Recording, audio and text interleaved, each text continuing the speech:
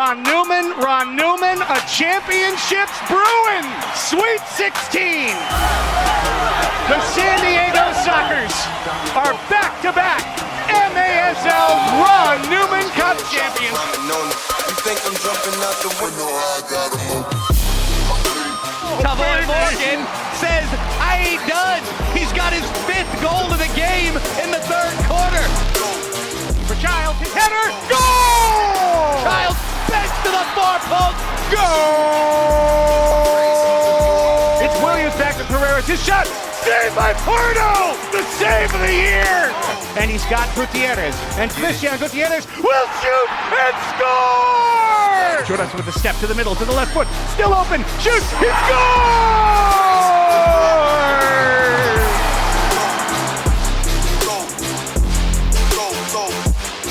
Charlie fakes around a man, shoots, he scores!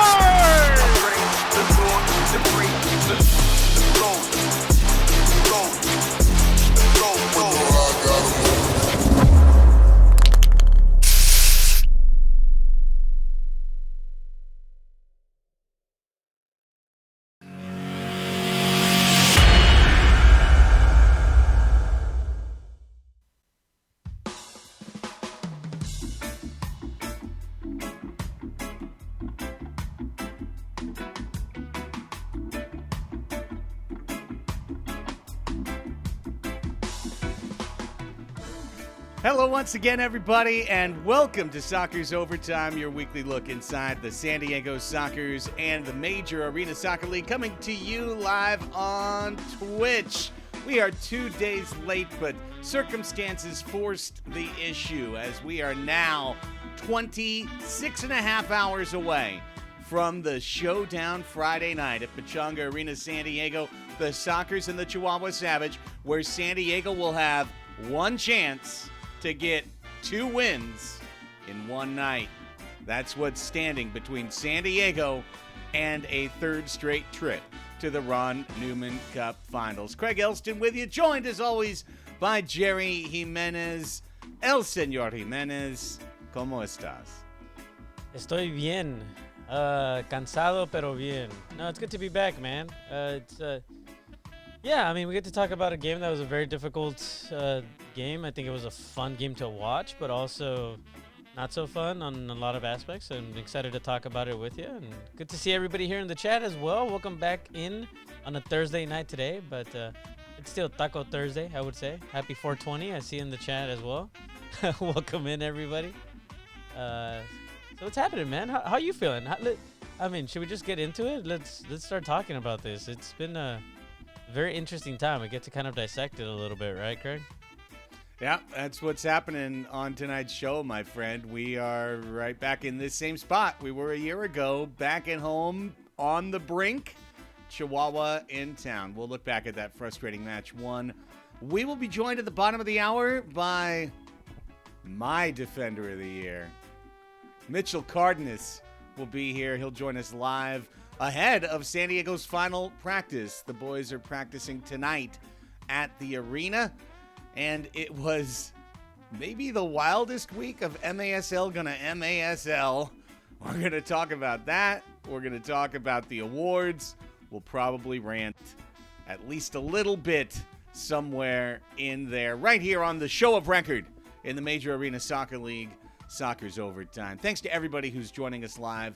As always, we've got a great crowd gathered of Soccer's faithful. Thanks to everybody who's watching us on replay on YouTube. Special tip of the cap to everybody who are the audio warriors in our cohort, those who are checking out the podcast audio form the next day. Welcome to one and all. Hope we see all of you at Pechanga Arena, San Diego on Friday night. Well, yeah, let's get into it, Jerry. We have, of course, Mitchell coming up at the bottom of the hour. And I guess first things first is just to say terrific watch party at Fair Play. We've seen it done for Loyal. We've seen it done for Wave. We've seen it done for Sockers. And I think we saw same thing we've seen for any of those clubs, Jerry. You know, the back patio completely packed, great atmosphere, great energy. I know we were all there a couple of hours before the match, and then Tony and I realized that to do the English language broadcast, we probably needed to not be there. So we went to the Two Balls and a Mic studios to give you guys the English language commentary. But just tell me about the atmosphere. It was great. There was a packed back room. There was people standing. I was actually standing up, and it was fun. It was a lot of fun. Everybody had some food, had some drinks, and when they eventually figured out how to get the right video on, I think everybody was really excited. It took a little while there. There was a few people watching on the phone for a bit, but they finally figured out how to get it on. And yeah, I mean, great quality on the screen, and I'm sure you guys could see it too on social media. We tried to get some videos up there. It was a really good crowd and very loud crowd, especially with having Cowboy over there and his matraca, that big old wooden matraca noisemaker. That thing is loud in that little room. Oh my goodness! But yeah, we had a blast. It was a lot of fun. Would love to hear from those that were there in the chat to chime in and let us know what you thought about that Fair Play watch party. Outstanding. Yeah, I see some folks already commenting. Gabe saying the food was really good. Really like to hear that everyone was there. Everyone was festive, having a great time. Obviously, the result wasn't what anybody wanted, but hey, let's just put it right at the top. This is the challenge for the San Diego Sockers. If you thought it was going to be a simple ride to the top, well, so did I sometimes. I mean, there were times this year where it looked like the Sockers would be able to run through this playoff and go undefeated and win every road game and kind of have that cruise control nature to it. But that's not the case, man. Chihuahua's a good team. San Diego always has a lineup complication going south of the border. And I really thought that it was quite important on Tuesday night in terms of trying to figure out how to generate the offense without your top two playmaking midfielders in Leonardo de Oliveira and Charlie Gonzalez. I thought especially on the power play, it really, really showed. Yeah, and they had an advantage, Craig. I don't know if you noticed this, but I was looking back at the video, and if you look very closely, the magic spray that they used was the Ultra, which is like they have the regular magic spray, then they have the super magic spray, and then the Ultra, and the Ultra magic spray has a little oomph to it that really, I think, powered the Savage through. That's what I really thought. One, I think that really helped, but yeah, of course, not having Leo and Charlie there did not help. Let me start we'll get into this video. Sorry for those that are listening, but we'll start playing the video here for you guys. Now you make me understand it, though, because you've got the regular magic spray, you've got Ultra, and then apparently you've also got Combo, the one that's a combination Ultra and deodorant, which we saw being used in the fourth quarter. Well, and the Ultra goes the through underarm socks. spray. The Ultra also goes through socks, and Kelsey is right in the chat. That is what was happening there. That was deodorant. Yeah, they caught that too. Oh my gosh. That's exactly right. So playing on the pinball field, I think, we've said a number of times, and it's generally true that the Sockers can win minus any one player out of their lineup. I think those two in combination are a real tough challenge. But when you talk about how the Sockers didn't win this match, Jerry, we are going right now through the footage of the Sockers losing this game. And the score is 0-0 on the screen.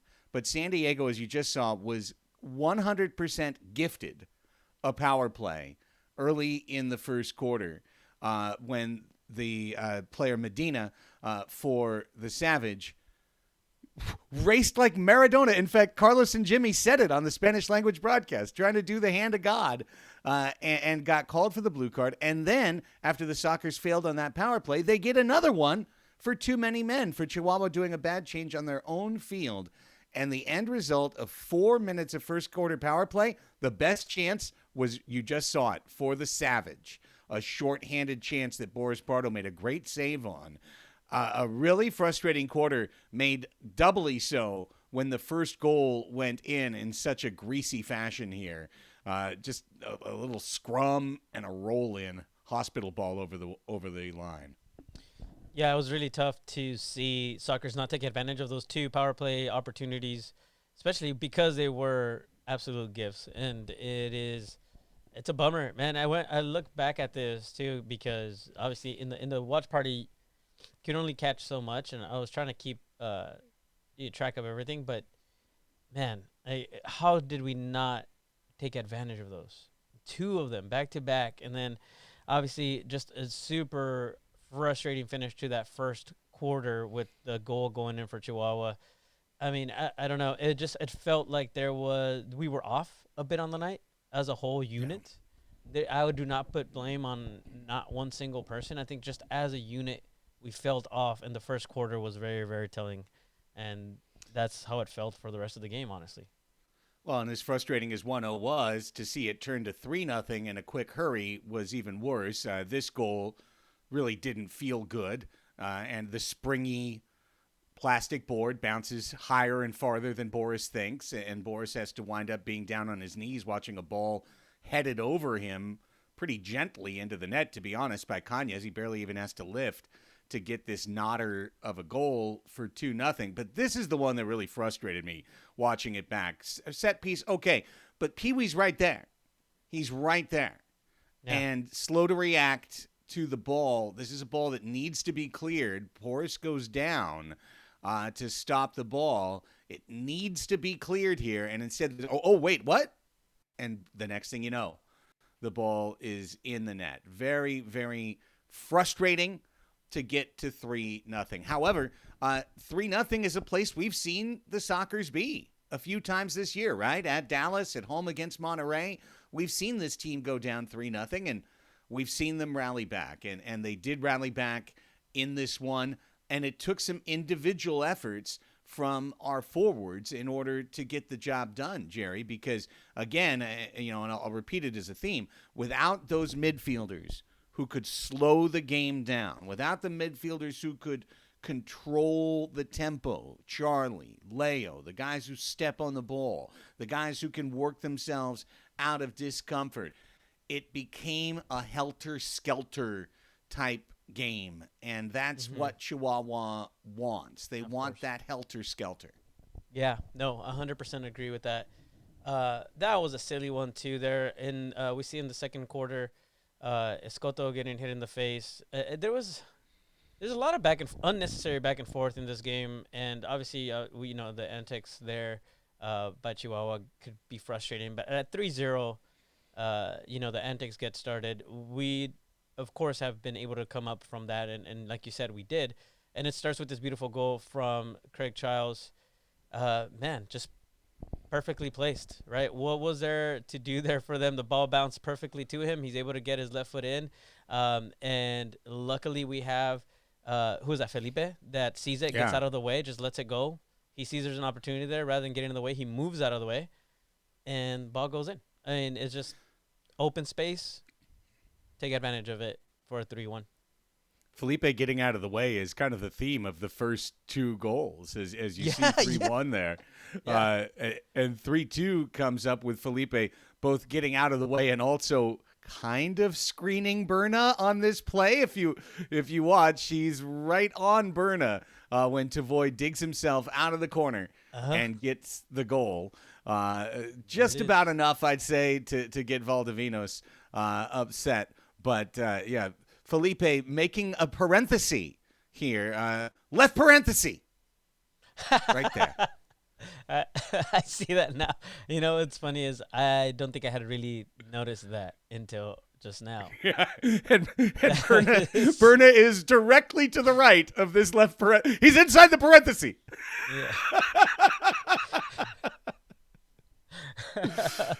Yeah. Just making it to where then Tavoy has enough room to put that ball in the back, and that's what we needed, and not a beautiful goal, but enough to get us to 3-2, which puts us back in the game. And then this right here, was that in, Craig? Because that felt like that ball was in. It was not. I don't think it was in. It was very, very, very close. The Sockers did have a couple of chances, but everyone's going to have chances on the pinball field. But right here we see, again, San Diego got way more gifts in this game than you would expect. And Eric John Ponce really makes a bad play here, but also makes a cynical little mini punch on Escoto. Brandon is selling the hell out of it down on the floor here at the end. But this took a replay review. And Phil Silvaggio nailing it on a replay challenge once again to get a critical power play. As you can see, Kia Depena's head is down. The official there, he calls then he looks down, and right there, boop, little punch to the ribs for Brandon Escoto from Ponce. Replay showed it. They give the blue and yellow card, and here's the one power play, Jerry. The one power play that the Sockers got it going. Also a power play where they changed formation, and Childs not at the top, down on the wing. Got it to Felipe down low. Felipe slots it inside side netting. 3-3. Got to be honest, down in the Two Balls and a Mic studios, down Imperial Beachway, I was thinking right there at 3-3, Sockers are going to get the next two after this. Sockers are going to take control of this match. Credit to Chihuahua. Scored the first three, gave up the next three, and did not drop their heads, did not drop any level of competition. And on this foul, which you can make the argument, I think the Chihuahua announcers were arguing it should have been a card. The Sockers were arguing that he dives over the leg of Serta here. I think getting a common foul is probably the fair compromise between the two positions, but San Diego just a little bit slow on their organization here, Jerry. And then we talked about the parenthesis for Felipe. How about Medrano? A little bit of a turn of Cesar Serta right before the ball rolls to Roberto Escalante. Escalante slots it through the spot that Cesar wanted to be. A couple of these replays really do show the arm of Medrano going around Serta. Serta's asking for a call. He doesn't get it, of course. And 4-3.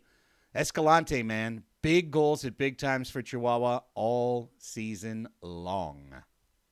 Yeah. You know, they're definitely very good at being sneaky with certain moves and things like that. I think you kind of have to, especially with the speed of this sport. And yeah, I think unfortunate there. I don't know if there's enough to be able to call it from the from the referee's point of view, but unfortunately, again, we have Serta there covering the sideline of Boris Pardo, and they're able to get that ball in, and here we are again, now at the bottom, not having had the lead at any point in the game, and continue to not have the lead at any point in this game, which was very, very frustrating, because I think there was enough opportunities to get there. We're not able to. Chihuahua came to play, and at home, I think they're a totally different animal. We've already talked about this. The atmosphere definitely, I'm sure, doesn't help and messes with some of these guys' heads a little bit.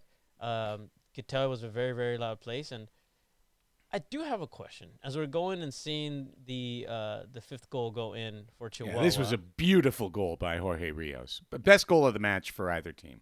Yeah, I agree. It was absolute banger from Rios. Beautifully placed, top right-hand corner. It's frustrating because I was trying to think about this, and I've noticed this now a couple times. Maybe not super related to this game, Craig, but weren't we not supposed to turn off the lights and smoke bombs and lights go off in a goal celebration? Okay, so yes. You're true? not supposed to do literally that. However, I really like it, and I'm glad they do it. Yeah, I especially like the big truck air blaster shooter things off the top. That's pretty cool, man. Like, I remember being the 1 year I got to be at the league meetings back in 2019, and they had a guy come and do a presentation of ways that the league could jazz things up. And that was kind of one of the things they talked about was like light shows. And when you score, have the whole goal light up, have the boards light up, stuff like that. And so I'm not against it. I'm also not against Devoy Morgan doing work. While this isn't the prettiest goal, it's got to be the hardest working goal. Double teamed the whole time, dug his way out just long enough while getting fouled and dropped to score left-footed. Literally being tackled as he scores, coming out of a double team on the wall. Morgan, 2 goals. Morgan has 12 goals in his last 7 matches with a goal in all 7 of those matches. So great stuff.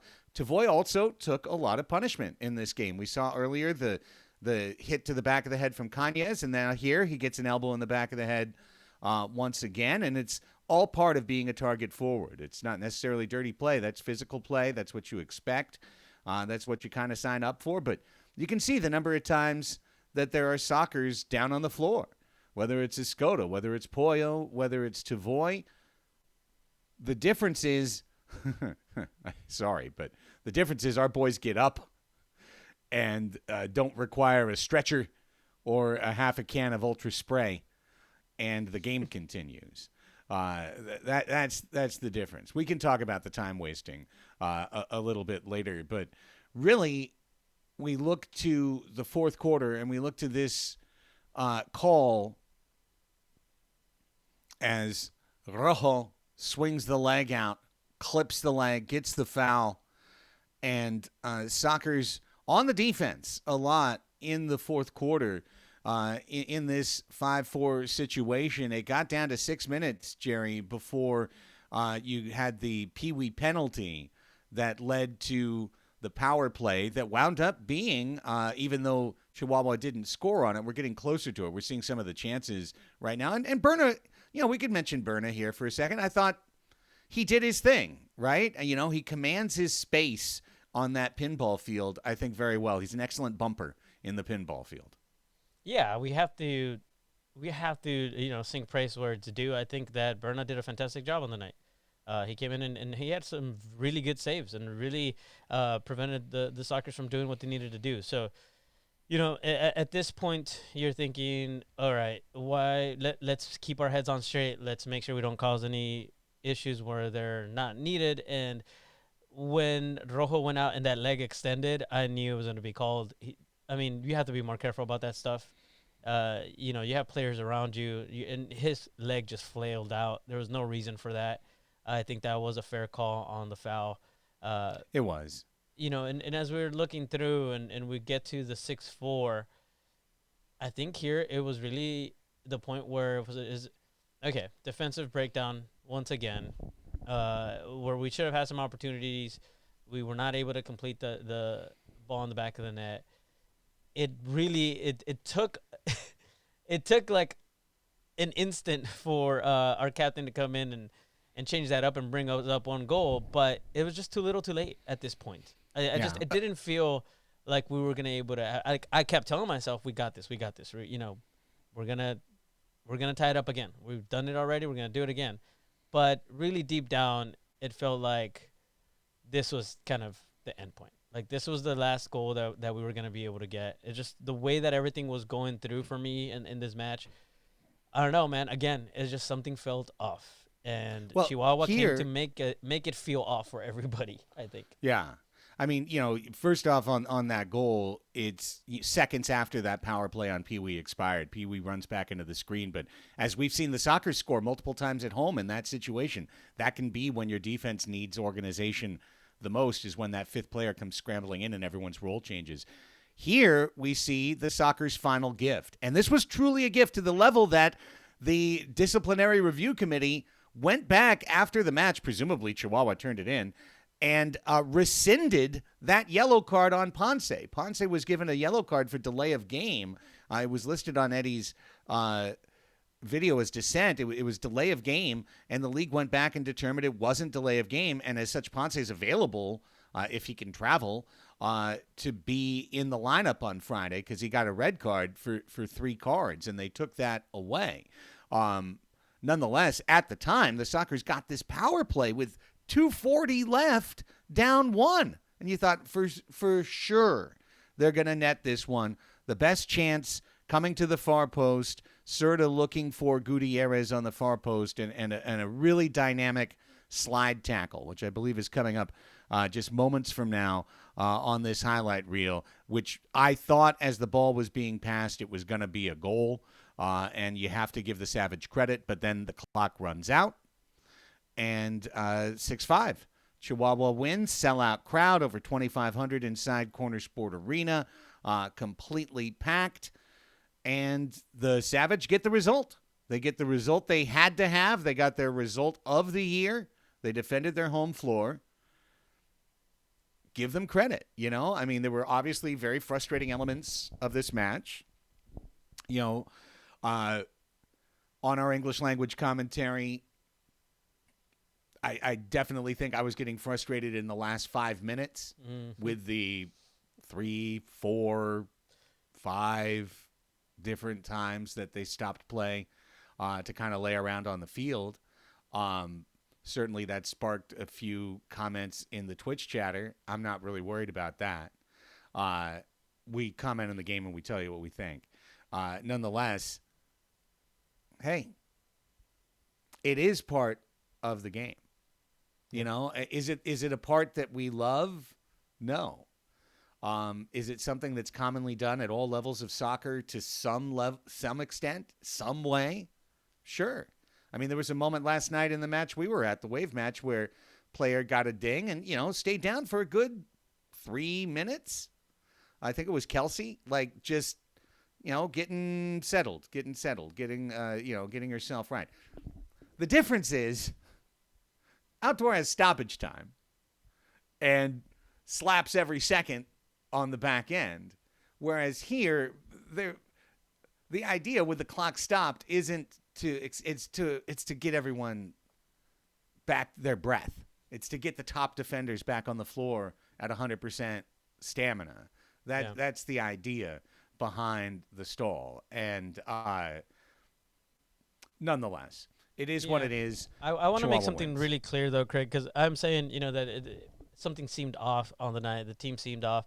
And I don't mean the team as in the effort, because I think that even through that last power play and not being able to convert, they pushed through and they were trying. And there was a full attempt the entire time.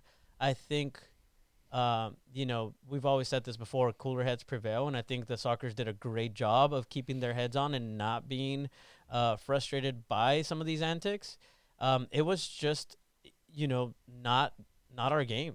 You know, the guys did what they had to do. They really, I think pushed through some really frustrated areas where they could have shown more frustration and they did not.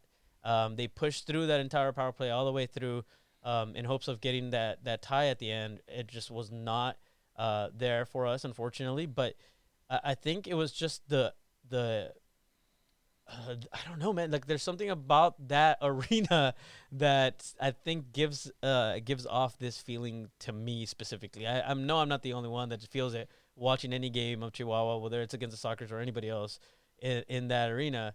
There's something there that's just like very powerful and gives the advantage to the home team. And I think the Sockers did great. You know, we've been here before and we're going to talk about that. But, and, you know, I can't wait to hear what Mitchell thinks as well. Yeah, let's welcome in our special guest. We thank him for waiting patiently. He is the cool hand on the till for the San Diego Sockers on the back end of the defense. Nominated for Defender of the Year. Maybe we'll talk about that too. We love him dearly. Mitchell Cardenas joining us before practice tonight here on Sockers Overtime. Mitchell, it's Craig and Jerry with you, along with all our Sockers fans on Twitch. Thanks so much for the time, brother. What's up, guys? What's up, everybody? Good to be here. It's great to have you. Let's get started, man. We were just talking about it. Jerry was just talking about it. That uneasy feeling that we get as Sockers fans when the TV turns on and we see you guys on that gray turf at Corner Sport Arena. It's a little bit different down there. You were in the middle of it. What was the feeling? What was the atmosphere in there? What does it feel like to be on the floor? Playoff atmosphere. You know, every arena that we've been to in these instances of the season with the playoffs and elimination games on the line, that's one of the special ones. Like many others, you know, you see the atmospheres in Utica, our arena, Milwaukee, Baltimore. All these arenas have a little special something to them. That one maybe is just a little more noticeable or magnified just because of the size. So for the people watching on TV, it seems like something a little extra special. But for us, it's just another field with boards to go play in, and a fun one at that. But unfortunately, we didn't get the result we were looking for. But that's why we were consistent throughout the whole year, so we could have the at home advantage. Mitchell, one of the things that I think we had to talk about, right, was the missed opportunities. A couple of early power plays that we were not able to convert on, free kicks, a couple other things that maybe could have gone a little bit differently and maybe could have changed the way that this game would have gone and would have started. What did you see as far as missing on some of those little things? What do you account that for? Like, what do you account for that? It happens. It happens, right? I think throughout the whole year, if you look at the games, it either goes in the net or it doesn't. And when it doesn't, you point it out and you realize, oh, we missed opportunities, and we noticed that as well. And we know that if we were to capitalize on those in the beginning of the game, it's a different ball game. Where you're in control, you're in the lead, and it's about managing that game. But unfortunately, it didn't go our way. And some bounces that went their way, and they capitalized on them, and it's just what the game's about. Capitalizing your opportunities or not, and that old cliche of the ones that you don't score, that will come back to hunt you, and they'll score, and just seemed that's kind of how the game went. But we're proud of ourselves because we were in there, we were battling. Um, we knew that if we kept it close, we would have a chance, and we had a couple towards the end, and it just didn't go our way. Mitchell, one of the things we were talking about as well, both in the broadcast and afterwards, and analyzing the tape, etc. Unique to Chihuahua's Corner Sport Arena, obviously the size of the field. It's maybe 35% smaller than the field you play on. Combine that with the boards aren't fiberglass, they're plastic. The ball bounces, it springs off the board in a way that it doesn't here at home. And that's why I continually refer to it as being inside a pinball machine. That's what it seems to be like. Everything's kind of ratcheting around. And that brings me to my question, which is about tempo. It felt at times like the soccer's, maybe whether it's not just as simple as having a Leo or a Charlie to step on the ball, to kind of keep that tempo to where you want it, as opposed to being in a situation where you're chasing the tempo of the match. Would you agree with that? Yeah. I feel every time that we've gone over there, it's been a game like that. Very hectic. Just kind of players reacting to the play instead of being able to dictate it. Um, you'd point out some of the players that we have that are able to do that, and that's one of their special abilities. But we knew going into the game we weren't going to have them, and just like any other game that we've gone down there, that we've been missing players. We've won the majority of the games at that arena. We won more games than we've lost there. So we liked our chances going in there, and in the end, like I said, it didn't go our way. And fortunately, we have an opportunity to right the ship here tomorrow, and that's what everybody's focused on. What's funny is with this club, it happens quite a bit, man. There's a lot of like deja vu moments, and here we are again.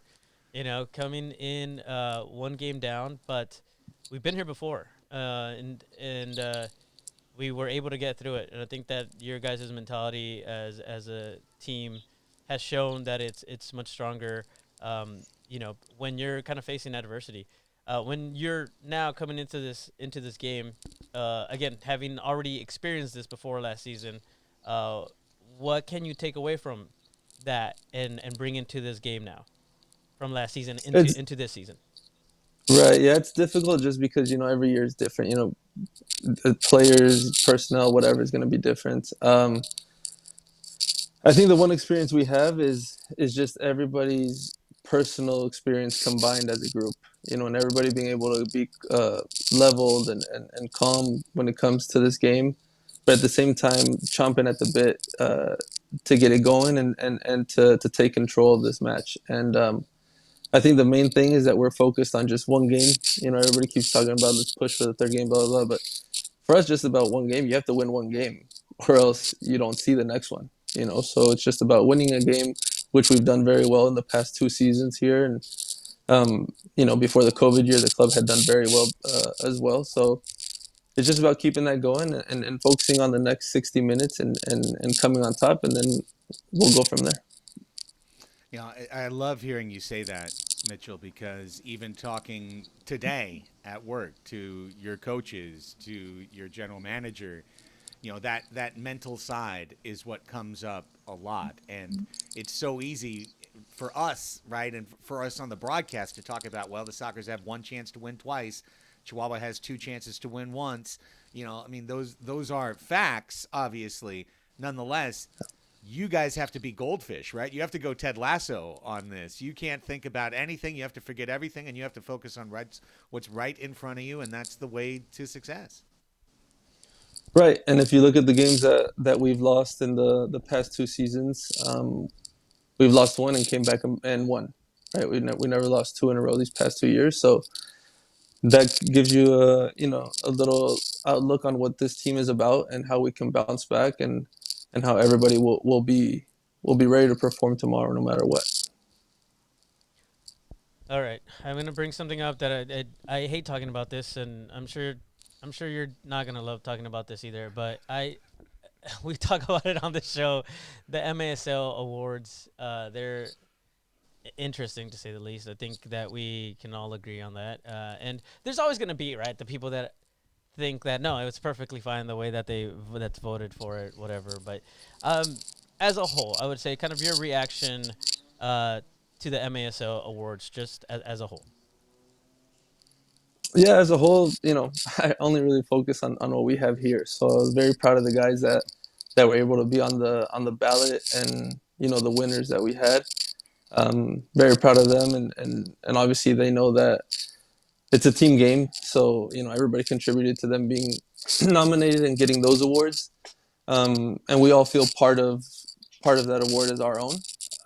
And for everybody else, just congratulations, and I'm sure they're happy of their individual achievements as well.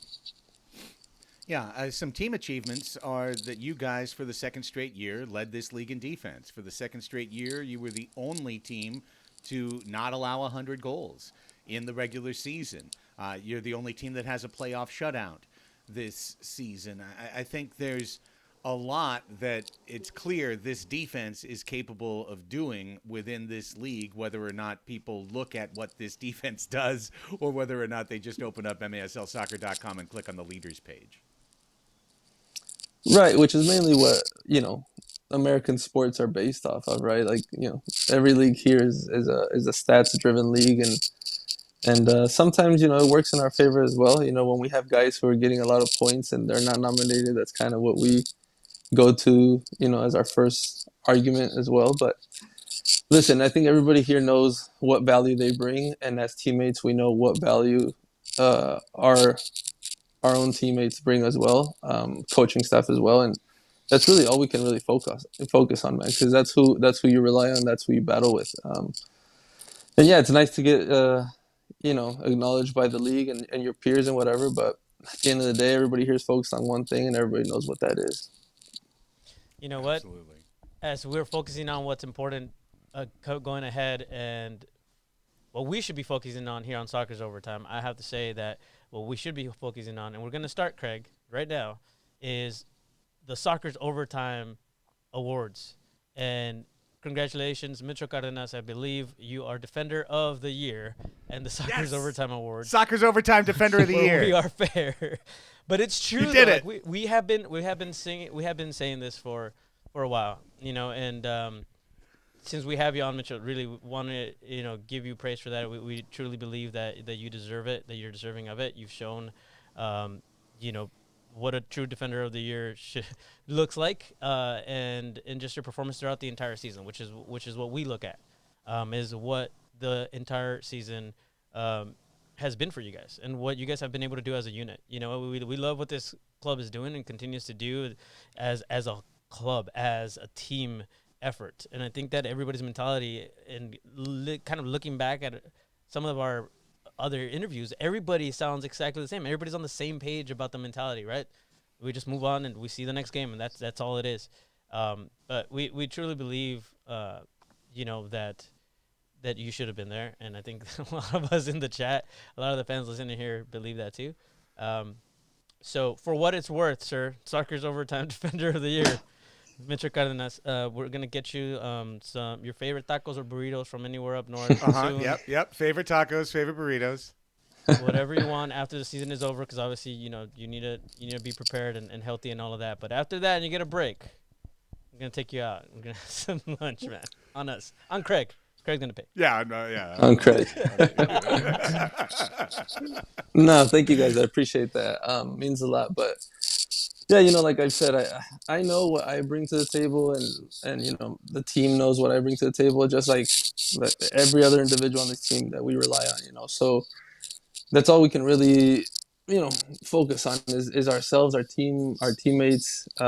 Because at the end of the day, when we're down there tomorrow on the floor and hopefully pushing forward, that those are the only people that are there, and the only ones that can really affect and change the game directly. So we'll be ready for it. I think main focus, obviously, on everybody's mind is just one quarter at a time. And if this team performs like we know we can and like we will, we'll be looking at a good day tomorrow. All right, last thing, and I'm going to let you go, Mitchell. We've had what's turned into a little bit of a tradition on our home TV broadcasts, which is that at the end when we get to the credits and we're done with goal of the week and save of the week, right? And we're usually showing behind the scenes some of the stuff that's happening on the floor. We almost always finish with a shot of your little one traipsing around the field wearing the number 31 Poppy jersey. So I just wanted for the audience for you to give a Nino name check to our good luck charm that's out there on the floor at the end of every broadcast. Yeah, the little one. His name's Alejandro. I love it, man. Does Alejandro know he's a TV star? He's a Twitch TV star. He's an influencer. At such a young age, he's already an influencer. He gets him because when we come home the next day, I'll show him the little clips, and he recognizes himself on there. That's amazing.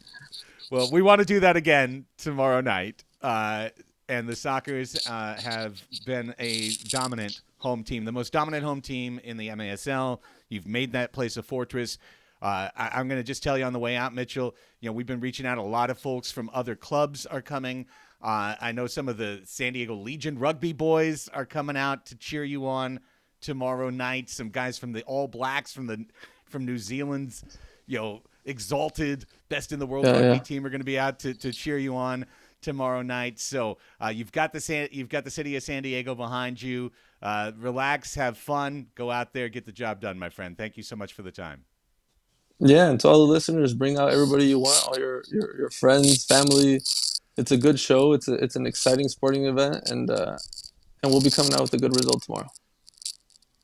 Love it. Awesome. Have a great rest of your night. Good luck at practice tonight. Thanks, Mitchell. Thanks, guys. Mitchell Cardenas. Man.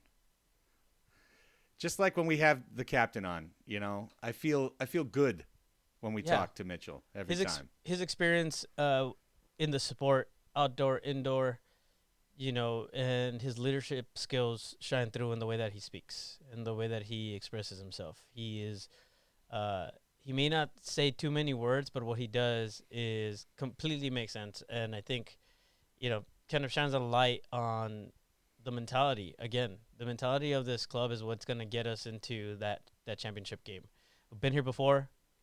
Absolutely can do it again, especially with the mentality of these guys and being able to do it at home with our fans behind them. I think it's going to be a fun night. And all I know is that expectations-wise, Craig, what I would like to see and what will make me very happy is if I see the same heart that I've seen the entire season, even in the hard times, if they're down, that they continue to push, the way that they do. And I think they're going to be fine. As long as they don't give up and it doesn't feel like they're not giving their 100%, which they've done the entire season, right? They've given their 100%.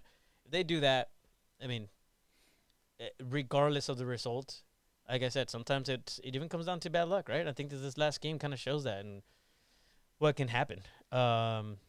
So, hey, I'm excited. I'm excited for Friday and for what's about to happen. Another chapter in the story of the San Diego Sockers. Yep.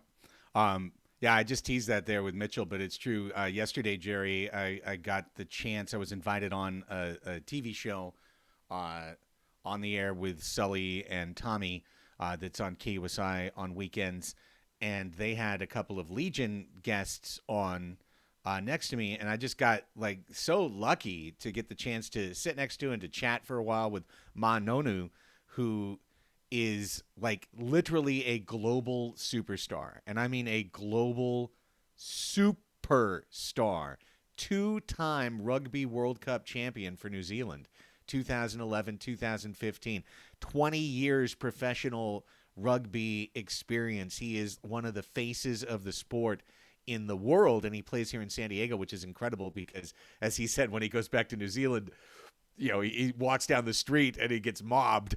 He can walk down the streets of Pacific Beach without any problem. Everyone's like, oh, look at that dude with dreadlocks. You know, I mean, he just fits in with everyone else. But I got the chance not only to chat with Ma, but also with Darren Gardner, their head coach. And when we were done talking and I told them about, hey, they're going to have to play and then play again and win twice in the same night. I mean, he was so intrigued that he literally was like, I want to go. And so all the Legion have a road match, I believe, this weekend, but everyone who's either hurt or not traveling, they're coming to the match on Friday. And I'm just glad to have those big guys on our side, just in case, just in case. So, Just in case.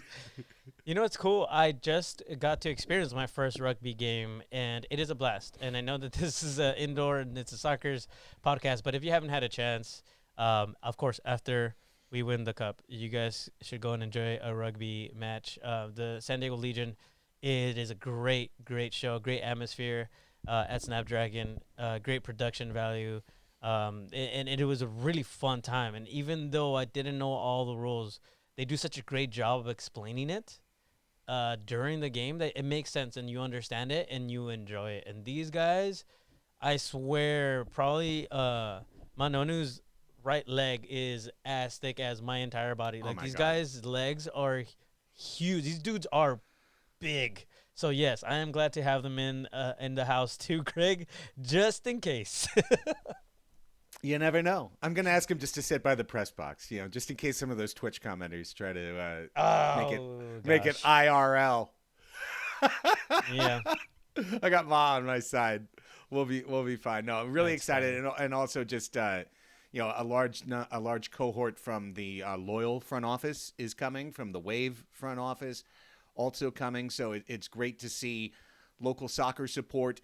I have seen, at least in terms of on the Discord, the locals talking about really getting a group together. We know our Brujos will be there in full force. So I'll say it again briefly and maybe more positively. It was pretty, I had to say it with my chest after the match Tuesday night because we were grumbly because we lost. But I'd love to see all of the great soccer fans of San Diego show their mettle, support local soccer truly, and go support a team that's literally on the verge of the finals. This is going to be the single biggest challenge in San Diego sports in a one-day situation in 2023. The Padres are never going to be asked to win twice in one day in the playoffs in order to advance to the World Series. That's not going to happen. The Legion will not be asked to win twice. The Wave will not be asked to win twice. The Loyal will not be asked to win twice. The Soccers are being asked to win twice. So really excited. I do know from a tickets out standpoint, we are pacing easily for our best crowd of the year tomorrow night. We're hoping for over 3,000 people. And if everyone uses the tickets they've got, then we will have that tomorrow night. So really excited to have this evening come to pass. Obviously, we wanted it to be 2 shots for 1 instead of 1 shot for 2, but this is what we've earned, Jerry. We've earned this opportunity. We've earned this chance. Time to take advantage of it. Yeah. I mean, you can't hate on the drama either. This just sets it up for, been here, done that. But is it possible to do it again? You'll have to be there on Friday. It's going to be a great, great time. All right. CN Carden asks, what is the sellout capacity? Well, see, here's the thing, CN Sarden. The sellout capacity at Pechanga Arena for a soccer's game would be 12,920, I think. I think that's every seat in the arena. We generally don't sell much of the upper deck, and the lower bowl sellout is around 4,000. So, that's more of what we look at, and we're hoping to have a really nice crowd on Friday night, and we're really excited about that. 12,948. Oh, well, thank you, Eddie Bear. Okay. Oh, It's been a while since I've been with the Gulls. We used to have to announce that sellout number because they would achieve that sellout number. So 12,948. Yeah, it's a big joint. Number. Yeah, Pechanga Arena, San Diego. It's a big house. All right, it is time for our favorite segment of the week. MASL Gonna MASL. Oh, sorry. Was that that's the theme? No, that is the official drop. Yeah. Hold okay, for cool. drop. Hold for drop. Right. There it was. Look, we talked to Mitchell. Mitchell had a great attitude about the league awards. The league awards came out. Nothing that happened was in any way a surprise. So I am not going to repeat the rant that I've repeated 3 or 4 times on this show. Like the scoring champion was named the MVP for the 10th straight year in this league. If anybody has not heard any of the rants, by the way, feel free to go back 3 episodes, 2 episodes, or 1 episode back, and you can hear the same rant. Yeah, you can find it. It's just somewhere around the 1 hour mark. You'll hear me on all of this. The MVP was the scoring champion. The 2 top shot block players, 1 defender of the year and first team all defense. It's obnoxious. The highest scoring players on medium level teams that don't have balanced attacks, that force feed their offense through a key player, they are the ones who got rewarded with league awards. And there just continues to be a true lack of sophistication to MASL awards voters. And the way the league did it, and I see someone ask that question, each franchise got 2 ballots, 1 for a front office member and 1 for a broadcaster. I don't think MASL broadcasters should be able to vote on these awards. And I'm speaking as an MASL broadcaster. Obviously, I'm talking about myself, although I'm in the front office, so maybe I could get a ballot that way. But I think I should be able to vote, sure. But that's because I watch and I do the research. Eric, of course, in Kansas City, watches and does the research. And most of the guys in the league just don't do anything. I mean, they just don't do anything. They just open up the leaders page. But here's the 2 things I just wanted to say really quick. Match 1 put the lie to the attitude of out-of-town MASL awards voters. And I'm a big fan of Alex Bastiavansky, so when I push on him a little bit, understand, it's with love and respect. But on his last MASL Monday with Phil Levanko, he said, well, if you take Boris Pardo off the Sockers still are a great team. If you take Pereira off of the Stars, they're terrible. And this is that attitude that continues to plague our boys. Basically, they're penalized for being on a good team.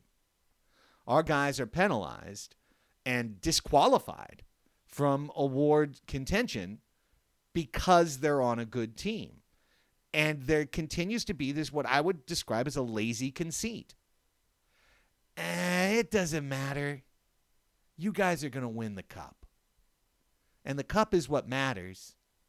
Don't worry about the awards. You're going to win the cup. Well, you know what? It's not a guarantee that you're going to win the cup. You have to win it. And it can come down, as it is now, to a knockout game, which means it can come down to a ball hitting the seam of the board as opposed to hitting the board clean. It can come down to the turf monster grabbing somebody at a key moment. There's randomness to this. And if the Sockers don't, God forbid, win the cup, 10 years from now, someone looks back at this league and goes, oh, okay, well, who were the best players? All these guys from 500 teams. Who were the best defenders? All these guys from Florida, which finished 7th in a 14-team league in goals allowed. Leo's out, for the Sockers, and all of a sudden their power play can't work. All of a sudden they can't slow the tempo down. All of a sudden they score 5 goals in Chihuahua. Leo is one of the best, most important players in the league, but that fact gets overshadowed because in the regular season, we can lose a couple guys game to game and get by. In the playoffs, you see where the true talent is. And I guess I'm really just saying Leo should have been a first-team All-League player. He's the most underrated player in the league. He's the best two-way player in the league. He's the best with the ball at his feet in the league. And, oh, no, Pereira, he's got the... Give me a break, man. Leo can dribble out of a phone booth, and Leo plays defense. All right? Leo plays defense. Nick Pereira literally just skips off the field the second the ball is lost and has somebody run back for him. And I'm not complaining. That's a strategy. But the player who does both is more valuable. And I thought match 1 really put the lie to the whole, well, the Sockers, it doesn't matter. You're all good. It's everyone's good. No. You guys need to do your research. And I'll wrap it with this, okay? Because, Sockers homer, homes for Sockers again. You know what the single biggest snub in the MASL Awards was, Jerry? Biggest snub of all, like by a mile to me. I have a feeling I know what you're going to say, but go ahead. Chihuahua's Roberto Escalante. Yep. Left-footed defender, captain of the 17-win Chihuahua Savage, the second best team in the league, that, by the way, playing in a pinball field, finished top 5 in the league in goals allowed, finished plus 55. Even if you're a lazy MASL click on the league awards leaders page voter, you should have seen that Roberto Escalante led all defenders with 16 goals, led all defenders with 29 points, and had 30 blocked shots. On top, he had the gaudiest line of any defender in the MASL. And he wasn't mentioned for Defender of the Year, wasn't even mentioned for first team or second team. And it's that type of are you guys even looking at who's available for selection? It's kind of unbelievable to me that the best teams in the league saw, the Sockers got 3 spots, but 2 on the second team, 1 on the first team, and Chihuahua gets 1 player on the second team, Hugo Puentes, who I voted first team, by the way, and thought absolutely should have been a first team player. Again, it's just, I know MASL going to MASL, but can we start to look at who's good in this league? Can we start to look at who actually wins, who does well, who succeeds? Or do we just look at, the best way to win, because it is, the best way to win an award in this league is to play on a no defense team that runs up and down the floor and to be the singular focus of that team's offense. Make sure you're on a team that has low talent, be a good player on a mediocre team that doesn't defend, and jump back and point grab, cherry pick and point hunt, and you've got a great shot at all league. The defenders who block the most shots, are they guarding their men? Why are these shots all getting off? Mitchell Cardenas stops shots before they happen. Guerrero Pino stops shots before they happen. And that's, again, what they miss. So, okay.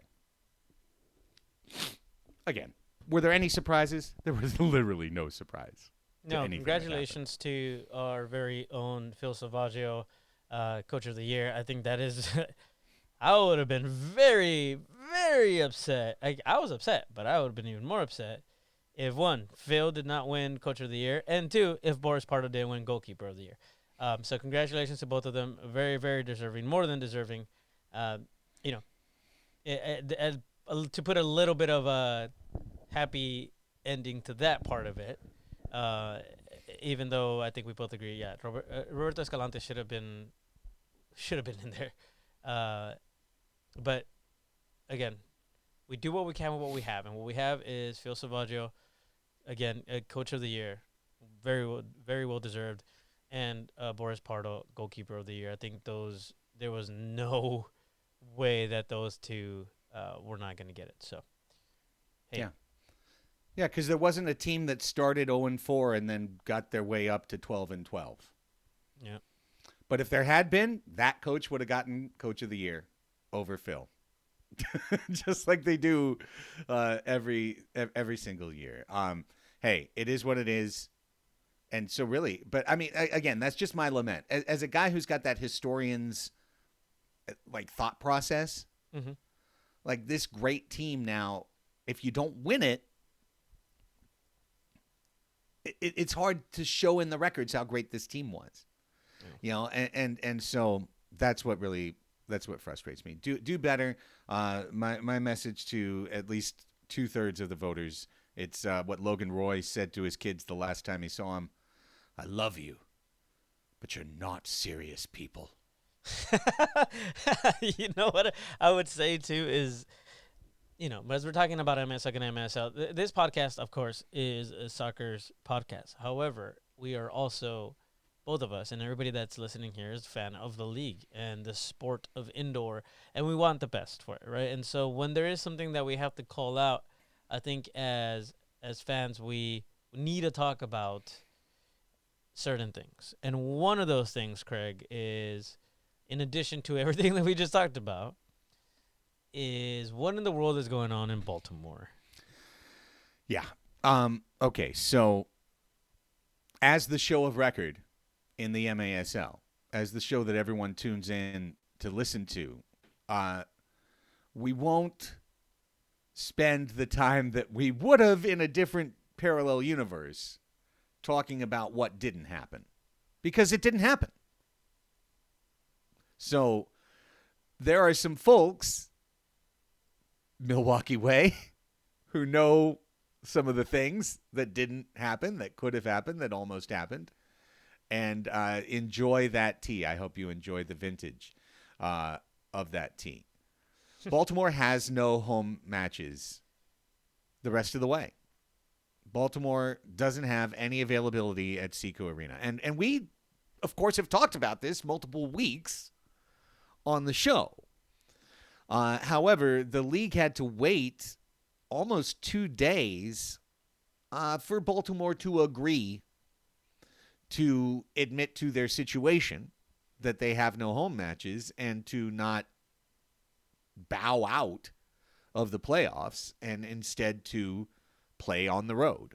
So the Blast will play game 1 Friday at 4:30 in Milwaukee, and they'll play game 2 Sunday afternoon in Milwaukee, and Baltimore doesn't get a home field. And if they happen to advance to play the Sockers or the Savage, they'll play both of those matches in either San Diego or in Mexico.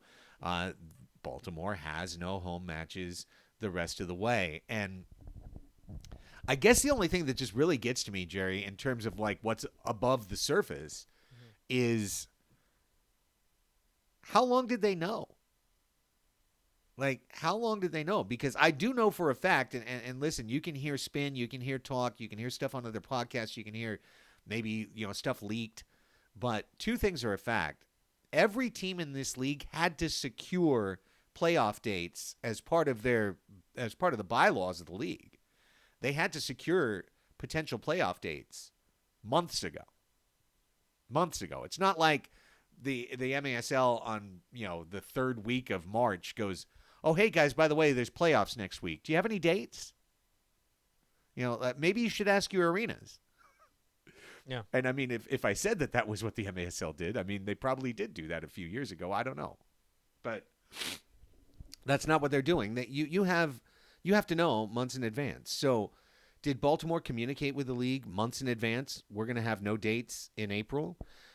Did CQ Arena say to the Blast, you're going to have dates in April, and then in the middle of the March pulled them off of the board? That would be valuable to know if it were true. Regardless, how do you get this deep? How do you get this deep with no backup plan for the Baltimore Blast? And the last thing I'll note is that the general manager of the Blast resigned right before the playoffs.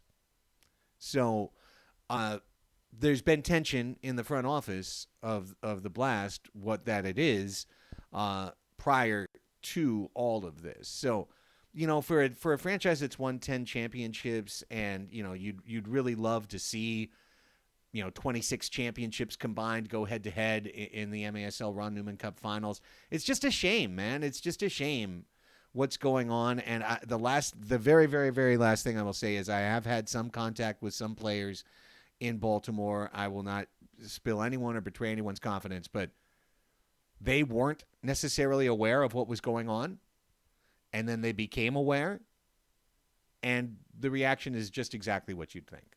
Yeah. It's just what you'd think. So for Toy Runner in the chat, he says the league probably said, don't worry, they don't make the playoffs. Meanwhile, the Blast said, hold my beer.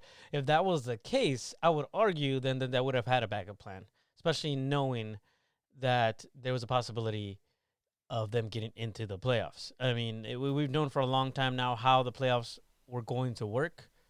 And looking at it now, I mean, there should have been something put in, even if it was, again, look for a backup plan. Look for a different player you can play if your arena didn't have the availability, right? So, you can't put that blame on the league, I don't think. In this situation, I just don't see that. Again, this is from somebody that is not there, and I don't have the full story. I don't think Craig has the complete full story either.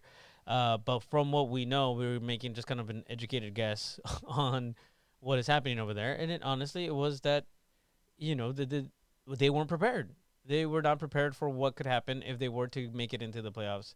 So now they're in the situation, and it sucks for the fans. I think that is the worst part of it, is that the Baltimore Blast fans who have put their heart and soul into this for this entire season now are in the playoffs, which should be the most exciting time for their team, and don't have a home game. And that is the bummer. For me, that's the part that really, really sucks. Yeah, truly. It's disheartening, right? I mean, if it was happening in reverse and we had no home... Oh, wait a second. We played an entire season without home dates. Mm-hmm. Played 17 matches on the road and won the championship that year. Yeah, it's possible. Like, don't give up now, I'm just saying, don't get right. Yeah. I mean, yeah, it's disheartening, but, come on, guys. It's a deeply frustrating thing. And I was literally going on the Towson University calendar page today going like, well, what's going on? Trying to figure it out. Is it commencement? Is it a dog exposition? What's happening? It's certainly not college basketball on the college basketball court. That's done. So, what's keeping them doesn't matter. It didn't work out. Yep. They didn't plan it properly, and now Blast fans are stuck, and that sucks for them. But as Jeff Probst would say, sorry for you. Disappointing. On to the soccer's news at hand. We thanked Disney on Ice. Thank you, Disney on Toy Ice. Runner. Is that what It's always Disney on Ice. They're everywhere. Dim. Like a mushroom apocalypse in April. The fungal tendrils of Disney on Ice extend to every arena in the entire country. 500 places at once. All have Jasmine spinning and doing double salchows. Look, I saw Moana, and she was never in ice. All right? She's in the island. I don't know what's happening there, but whatever. Ruining. The saltwater froze over, man. Yeah. Excellent question, Eddie Bear. Is Disney on Ice allowed in Florida anymore? Oh, gosh. Only at the state prison, Eddie. Only at the state prison. And only for folks 12th grade and above. Okay. Soccer's news. Friday, we're going to try and get things loud with a Bang-A-Banner giveaway. So everyone who walks in gets a Soccer's banner that then it's kind of perforated. That you crinkle it down kind of like a fan, and then you go right, and it's a noisemaker. So that'll be fun. Joe Hutt asks, is Leo back? based on my understanding, the Sockers will have all three of their veterans back in the lineup tomorrow night for match 2. That's Leo, that's Charlie, that's Pino. For Leo, I think the big question, Jerry, isn't will he play. I think we always knew Leo would play on Friday. It's a double-pronged question. One, is he really Leo, or is he hurt Leo? Right? Where, like, is he out there to be a body, or is he out there to be dynamic and be the great creator that we know he can be? Part 2 of that, how long can he go? A guy coming back from injury, does he have the ability to warm up, play match 2, have 15 minutes off, and come back in match 3 and be as effective? It's one of the biggest tests for these athletes' legs all year. So those are the things I'm going to be tracking for our number 11 tomorrow night.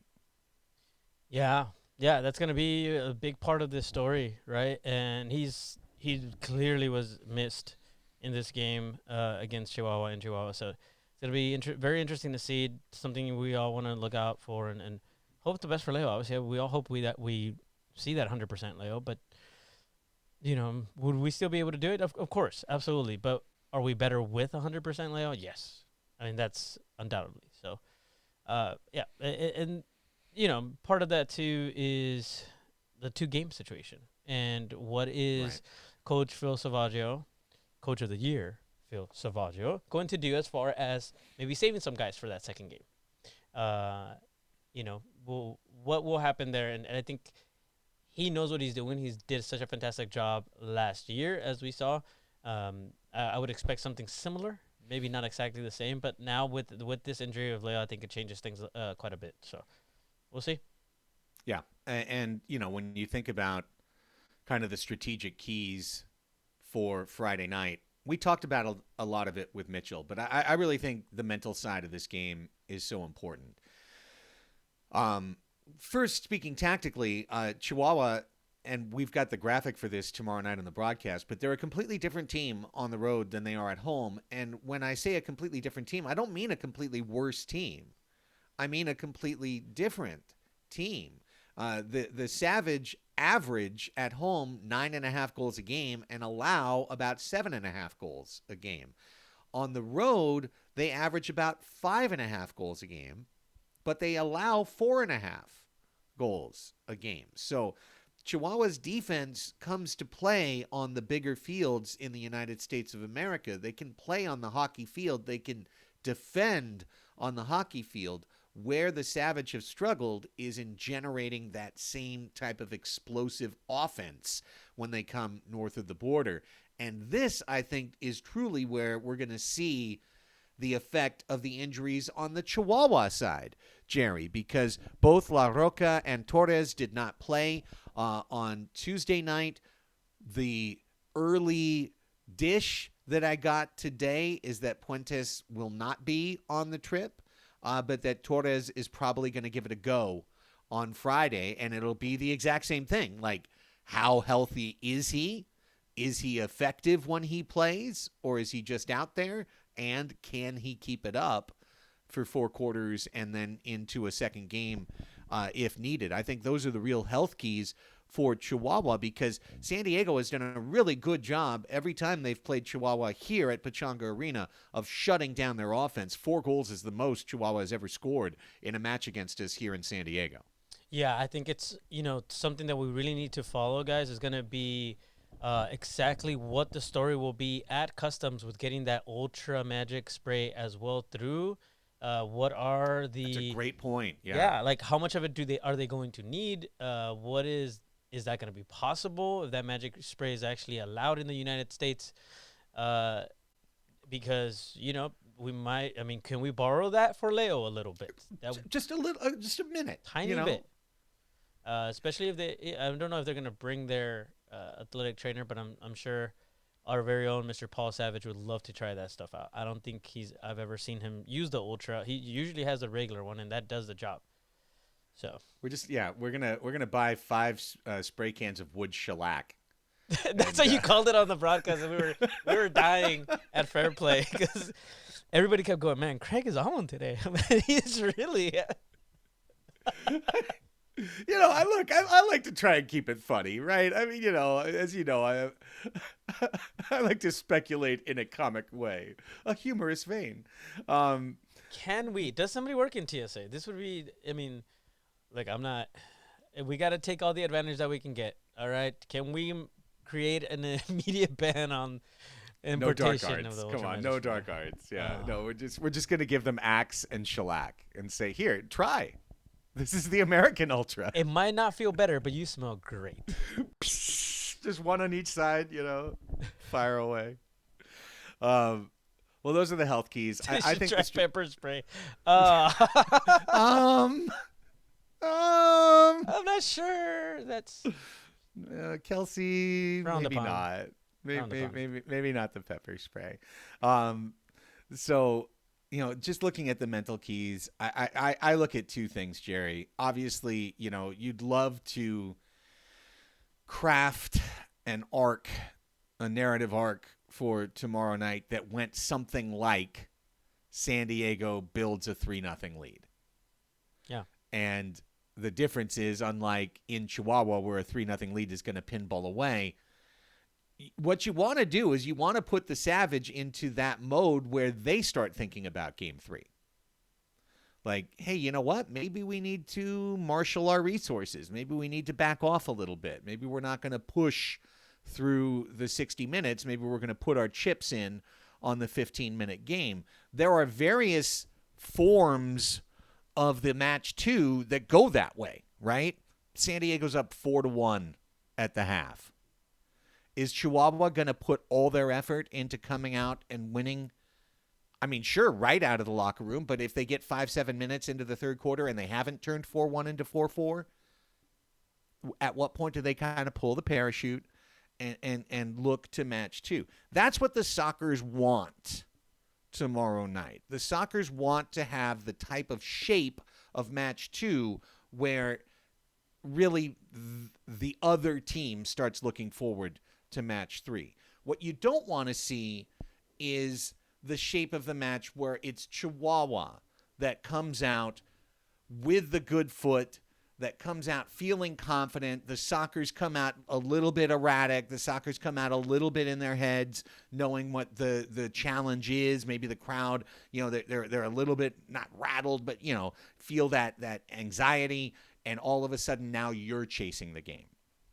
And now it's Chihuahua that's up 4-2 at the half. And now you're putting all of your energy into that third and fourth quarter just to get that result out of this one in the second half. Last year, for reference, match 2 went 6-2 San Diego. And that's what I'm talking about. That's what San Diego wants. They want something just like that. 6-2, 7-2. Push it down, Chihuahua waits. And then if you do remember as well, the knockout game, Chihuahua got the first goal. And the Sockers tied it, and then it was Escoto in the 10th minute that gave him the lead, and it was Rojo in minutes 14 and 15 that put it away into the empty net. So it was a tense one all the way, and that leads to that last mental key. And Jerry, I remember very well, we talked about this, especially in 2021, that difficulty of winning and then going into the locker room, and it's almost a body chemistry situation of all of those endorphins are released, all of that dopamine is released, all of your pleasure centers are lit up. You're a winner. You feel good. Hang on. It all changed. The horn sounded. You have to go back to neutral again. You have to go all the way back to hungry, right? You have to go all the way back to the eye of the tiger, and it's 0-0, and we haven't done anything. And now we have to do it now. We have to get it done. We heard Craig talk about it in 2021. It was easier for the Sockers, having lost match 2, to go into the locker room and mentally be ready to jump in on minute 1 of match 3. Obviously, San Diego got that job done last year, Jerry, but that's you have to think about it every time when you're talking about winning twice. Yeah, it's about having that right mentality going into the second game. And can they keep it going? And it's going to be really interesting. I think that these guys, the one thing we've talked about is just how good their mentality is, right? And once they get past that second game, I guess in this situation, that first game of the night, then it's, again, be goldfish. Forget what just happened. Let's take care of business. And we have a game to play. This one's a little bit shorter, but we have a game to play still. And it's not over. And so rather than looking at it as, all right, job done, I think these guys get it. I think they understand that. And I don't see any issue. If we go out of the second game at home with our fans, as long as everybody's head is on straight within that team, which I think it will be, especially with a little bit of a chip on the shoulder and coming into this game down one. I think that these guys work a lot better under stressful situations. So I think that these guys really come together in these types of situations, as much as us as fans maybe don't like it. I think they love it. I think they really enjoy it and they thrive in it. So I'm very, very hopeful, and I think that very positive of what the possibility could be going into this game tomorrow. San Diego is 13-0 at home this season. This is the best home field advantage in the league. The team is 86-1 all-time regular season. That's 80 wins, 6 losses, and 1 tie in the MASL. And at home over the last 4 seasons, the team is 44-2-1.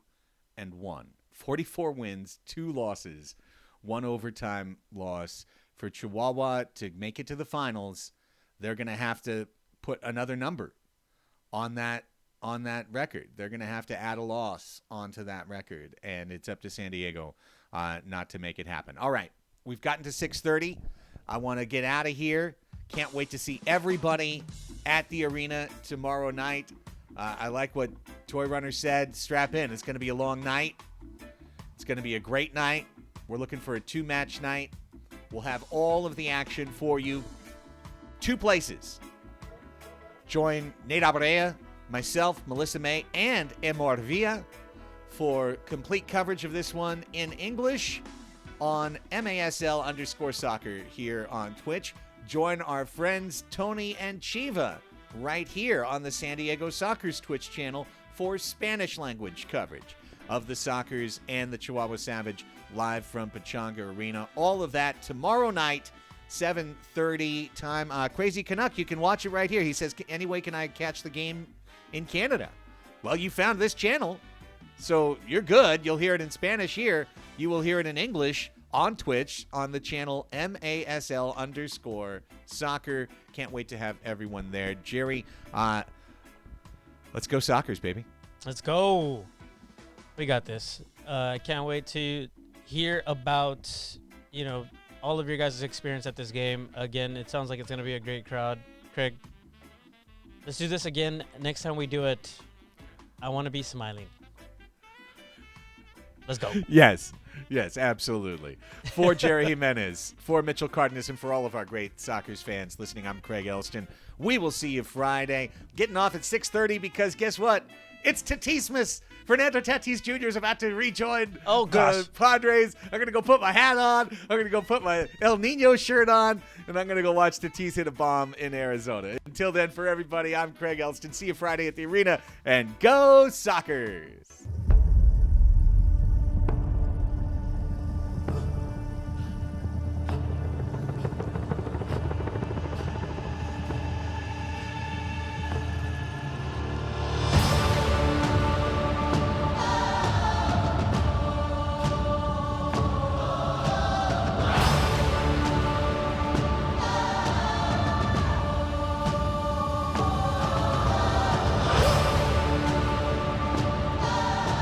Escoto, left wing, shoots and scores!